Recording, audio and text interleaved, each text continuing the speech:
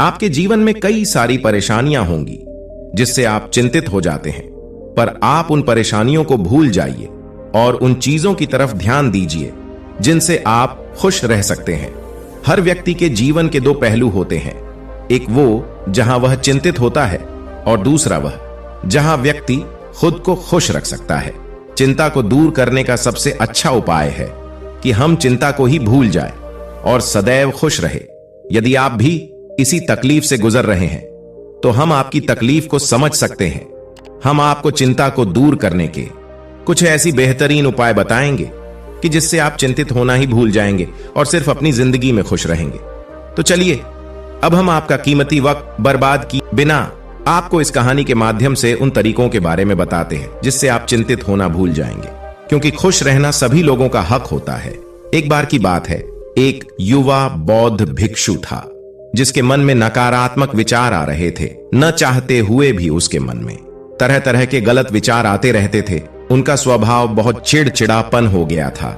उसे हर बात पर गुस्सा आता और दूसरों के प्रति ईर्ष्या और द्वेष की भावना रखता था। लोगों को बुरी बातें कहता और अपने मन में नकारात्मक कल्पनाएं पैदा करता।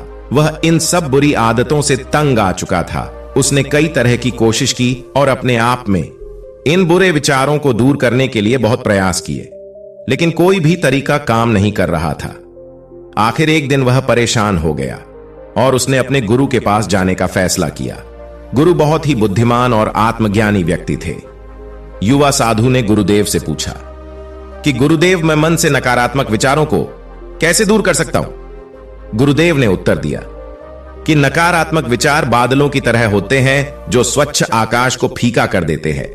अगर आप साफ आसमान देखना चाहते हैं तो इन बादलों को हटाना होगा, ठीक है? अगर आप अपने दिमाग से नकारात्मक विचारों को खत्म करना चाहते हैं तो सबसे पहले आपको अपने नकारात्मक विचारों के मूल कारण को पहचानना और नष्ट करना होगा। गुरु की यह बात युवा साधु को ठीक से समझ नहीं आई, इसलिए उसने गुरु से इसे थोड़ा विस्तार से समझाने का अनुरोध किया। तब गुरु अपने शिष्य को कहानी सुनाने लगे। एक बार एक आदमी जंगल से गुजर रहा था तो उसने रास्ते में एक सांप देखा। सांप को देखकर वह व्यक्ति डर गया और वहां से भागने लगा। जैसे ही उसने दौड़ना शुरू किया, उसका पैर पत्थर से टकरा गया और वह नीचे गिर गया। उसने खुद को बुरी तरह जख्मी कर लिया। जब वह उठा और पीछे मुड़कर देखा तो पाया कि वह सांप नहीं बल्कि सांप के आकार की एक लकड़ी थी जो सड़क पर पड़ी हुई थी। उसे देखकर उस व्यक्ति को एहसास हुआ कि उसके नुकसान का कारण सांप नहीं बल्कि उसका डर और नकारात्मक विचार है, जिस कारण वह घायल हो गया। कहानी समाप्त करके गुरु ने उस युवा भिक्षु को बताया कि मन के नकारात्मक विचार जिस कारण वह घायल हो गया। कहानी समाप्त करके गुरु ने उस युवा भिक्षु को बताया कि मन के नकारात्मक विचार इस कहानी में सांप की तरह है, जो आपकी समस्या का मूल कारण नहीं है बल्कि आपके नकारात्मक विचारों का कारण, बेपरवाह भावनाएं और अतीत के हिस्से हैं जो नकारात्मक विचार और क्रोध के रूप में सामने आते हैं। इसलिए अगर आप अपने दिमाग से इन नकारात्मक विचारों को खत्म करना चाहते हैं तो इसके मूल कारण को पहचान कर नष्ट करना होगा। अब हम इस कहानी को अपने जीवन में कैसे उतार सकते हैं, यहां कुछ व्यावहारिक सुझाव दिए गए हैं। पहला सुझाव, नियमित रूप से अपने शरीर का ध्यान रखें।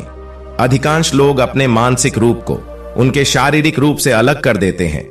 हालांकि एक पल लेकर जांच करना और मानसिक रूप से अपने शरीर को स्कैन करके समझना उपयोगी हो सकता है कि कैसे आपको तनाव प्रभावित कर रहा है।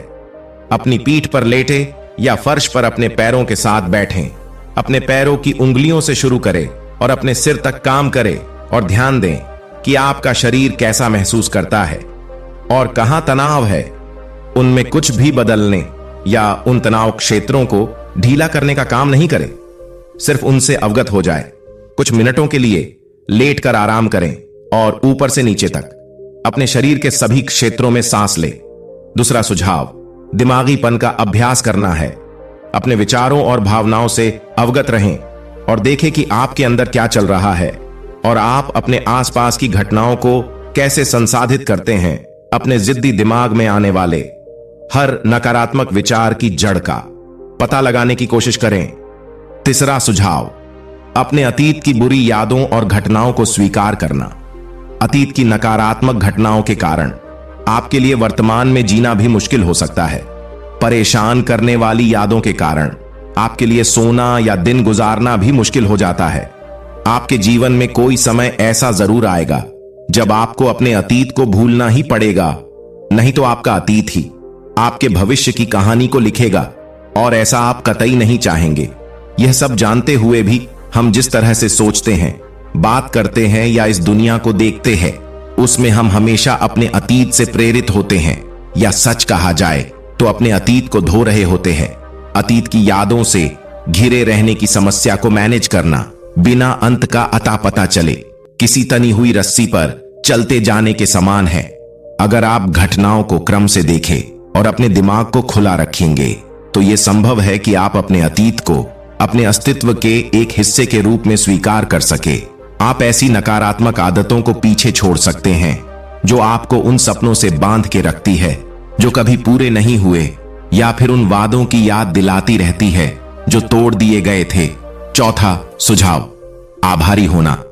अपने जीवन के सकारात्मक पक्ष पर ध्यान दें और आपके पास जो कुछ भी है उसके लिए ब्रह्मांड को धन्यवाद दें। आभार व्यक्त करने से हमारे दृष्टिकोण में सुधार होता है और हमारे अंदर से नकारात्मक भावों को दूर करता है।